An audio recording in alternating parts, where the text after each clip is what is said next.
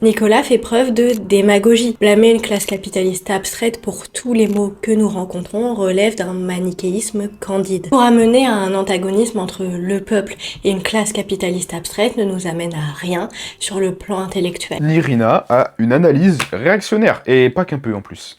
Dans sa vidéo, elle nous dit que l'analyse de Framont, là, serait floue, qu'on comprendrait pas qu'est-ce que c'est la bourgeoisie. Bah si, il suffit de lire, c'est la première ligne de l'article de Framont qu'elle a elle-même mis dans son réel. La bourgeoisie, c'est la classe des propriétaires de moyens de production. Et puis en fait, c'est ça, le problème de toute sa vidéo, c'est que c'est globalement du vent où elle dit que des choses qui peuvent paraître consensuelles pour derrière évacuer la lutte des classes, évacuer 200 ans de théorie de lutte des classes, 200 ans de militantisme, pour déplacer la responsabilité d'une classe, justement, sur la responsabilité d'individus.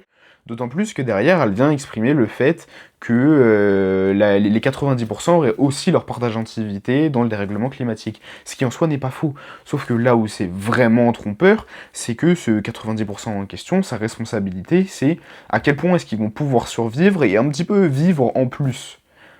Parce qu'en réalité, le gros de leurs émissions, le gros de leur pollution, bah, c'est bien souvent pour des trucs de base. C'est avoir accès à l'électricité, à l'eau, à l'essence pour aller travailler. C'est toutes ces choses-là qui, à l'heure actuelle, sont indispensables pour pouvoir survivre. Alors que pour les gros bourgeois, eux, ils ont les putains d'usines qui polluent. Eux, ils le choisissent, tu vois. Toi, quand tu galères à payer ton électricité et ton essence, t'as pas le choix. Tu dois le faire, sinon tu meurs.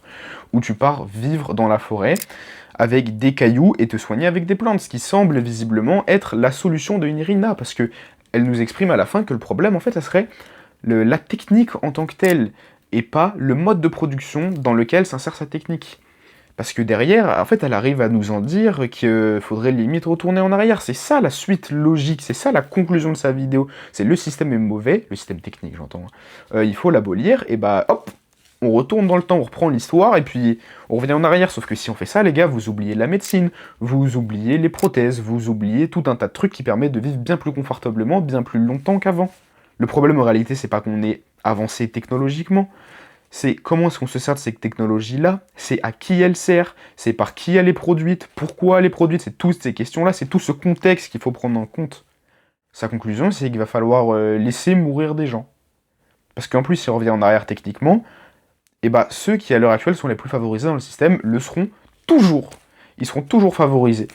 Et puis ceux qui sont à l'heure actuelle les plus défavorisés, dans les franges les plus marginales de la société, vont mourir, purement et simplement. Ça va tuer des gens. Ce genre de raisonnement mène à la mort de gens. Et c'est en ce sens-là qu'elle est vraiment réactionnaire.